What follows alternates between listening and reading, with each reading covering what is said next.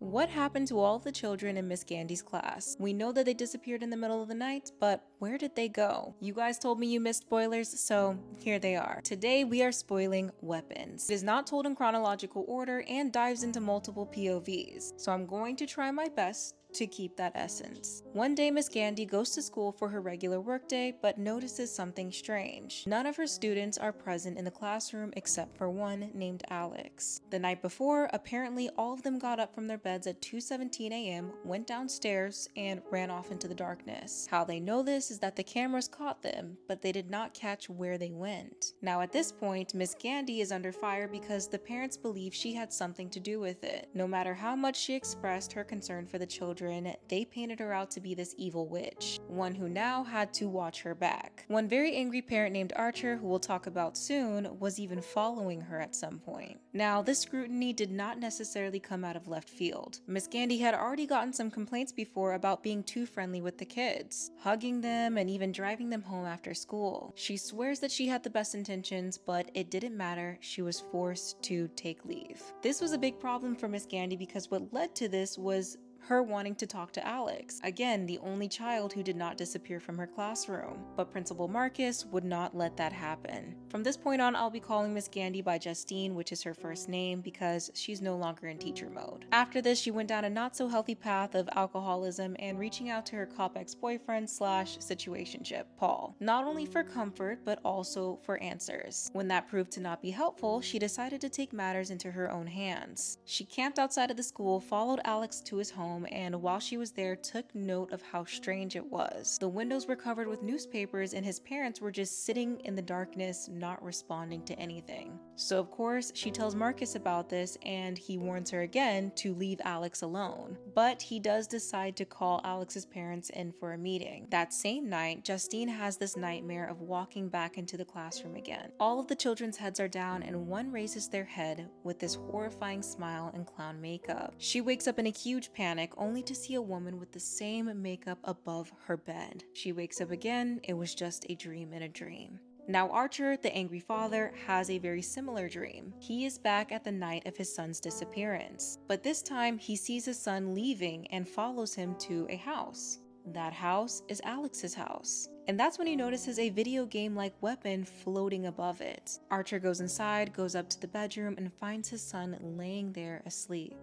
He turns him over and has this heartfelt moment with him. And as he's in the midst of his emotions, he looks away, looks back, and jump scare. It's a creepy woman with clown makeup, immediately jolting him awake in fear. This is the jump scare that scared the shit out of me. The next day, Justine is on a mission. She gets her a bottle from the liquor store and camps outside of Alex's parents' house. By nightfall, she's in such a deep drunken sleep that she didn't even notice Alex's door open.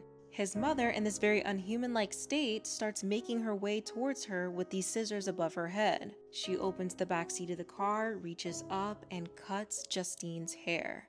Now, what the hell is going on? Well, we're about to find out. But first, we have a parent meeting that we need to attend to. Principal Marcus's secretary knocks on the door to let him know Alex's parents are there. But the person who walks in is not someone he was expecting. It's an older woman with this absurd makeup look. She's kind, quick with her words, and says that she's Alex's Aunt Gladys. Marcus reciprocates the niceness, but he also insists that he needs to talk to Alex's actual parents. But she responds by saying that they are very ill, so she's taking care of him. But Marcus is still persistent. He wants a wellness check on them immediately. And that right there is a very big problem for Gladys. But of course, there's nothing she can do about it. Or is there? Later that day, while Marcus is watching TV with his husband Terry, there is a knock at the door. It's Gladys and she's in a panic, insisting to come inside. As they're standing in the kitchen, she asks for a bowl of water to drink from. Or at least that's what we think. Once Marcus sets it down on the counter next to her, she starts to cut her hand. Everyone is understandably freaking out at this point. Terry, Marcus's husband, rushes over to go hand her something to clean it up with, but she uses that as an opportunity to cut off a piece of his hair. Now they're confused, especially when she pulls out a stick with a ribbon that belongs to Marcus wrapped around it. Then she starts coiling his husband's hair through it, even further hurting herself with the thorns, and in seconds, snap. She snaps the twig in half, taking over Marcus. Gladys is a witch. And now Marcus is viciously attacking his husband until he's no longer alive. Once the job is done, she throws the broken twig into the water, then wraps a piece of blonde hair around it and snap. Marcus takes off out the door. Where is he going?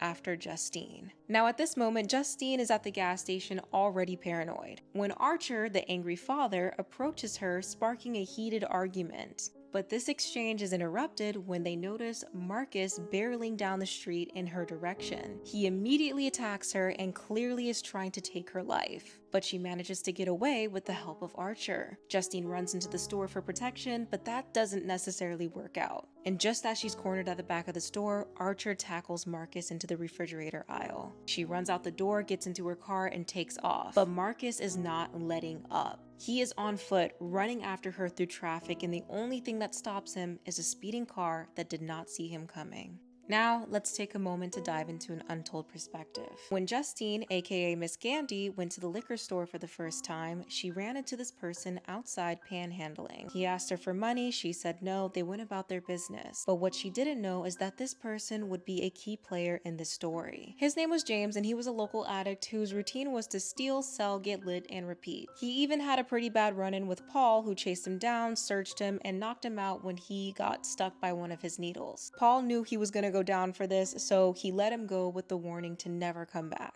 Of course, James did not care about that. One rainy day, he decides to break into none other than Alex's creepy house. He gets a pillowcase from his bedroom and starts throwing shit in there, until he sees Alex's parents sitting there in the living room unresponsive. Afraid but on a mission, he takes some things and goes into the basement, and that's where he finds all of the missing children, just standing there. Then suddenly and simultaneously, they turn back and look at him. After that, he quickly gets the hell out of there. But he does not go to the police. He goes to the pawn shop. And the shop owner is not really offering that much, but that's when he sees the missing persons poster behind him. All of the kids he just saw in the basement are on that poster. But what really caught his attention was that cash reward they were offering to find them. He takes the money that he got, gets a fix, and makes the call. That's where the police tell him to meet at the police station. Something he was very apprehensive to do, but he ends up going. And plot twist.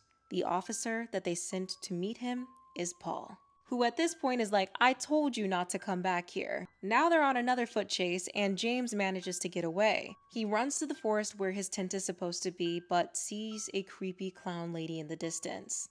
Gladys is over there waving her hands. Now keep in mind, he is under the influence, so he doesn't know if he's hallucinating. All he knows is he wants to get away. He quickly runs, hides in his tent, and that's where Paul catches him, but not before he can defend himself with a handful of needles. Not even realizing that it is not the clown lady, it is Paul. Paul angrily handcuffs him and puts him in the back of the cop car. Now James lets him know, hey, I'm the one who called, I know where the kids are. So Paul follows this lead and goes to Alex's house, leaving James still handcuffed in the back of the cop car. He walks up to the door and it opens by itself. He enters, but doesn't come back until much, much later. And when he does, he is definitely not himself. With the same unhuman-like posture, he opens up the door and drags James out, kicking and screaming and into Alex's house. This is where we learn where it all started.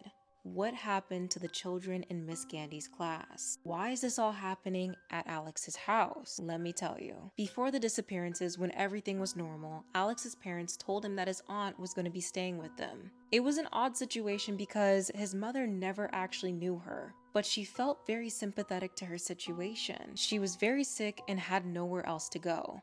But when Alex met her for the first time, he noticed there was something a bit strange about her. So he avoided her and went off to school the next day. But little did he know when he came back that his life would turn into a nightmare. That day, he waited outside of school for his parents to come pick him up, but no one came. So he walked all the way home. He entered the front door to see his parents and Gladys sitting at the dinner table, but there was something very off about the situation. Here's what happened. Gladys put a spell on Alex's parents to manipulate him into doing whatever she says. If he didn't, she was going to take their lives. So she tells him every day he has to take care of them. But why is she making him do this is the question. You see, when Gladys told the mother that she was her aunt, that was a lie. But the part about her being sick was very much true. She needed something to make her healthy again, and that something was the life force of children. So when things got really bad, she made Alex go to school and take a personal item from each of his classmates. He brought them back to her, she cast a spell on them, making them leave their house at 2:17 a.m. And after that, she has been feeding off of their energy ever since. But now, the game is over. Although they may not know how twisted this situation actually is, Justine and Archer know it all ties back to Alex's house. And although they didn't like each other at first, they are definitely working together. They show up and Justine recognizes Paul's car, and eventually,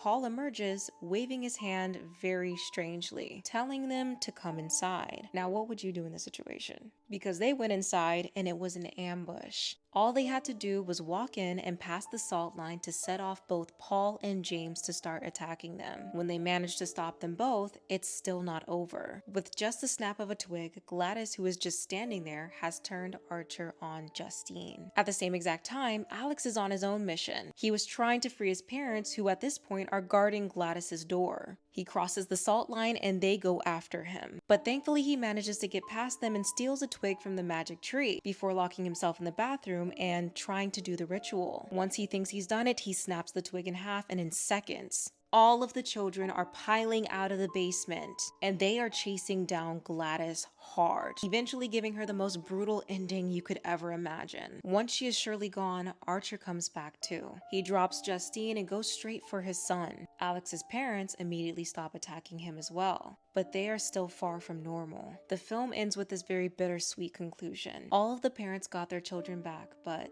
they were never the same ever since. Insanity. If you've seen Weapons, of course I want to know your thoughts, so let me know in the comment section. And for the ones who haven't, I still recommend that you do, because my spoilers will never do the movie watching experience justice. But anyways, let me know, what should I spoil next?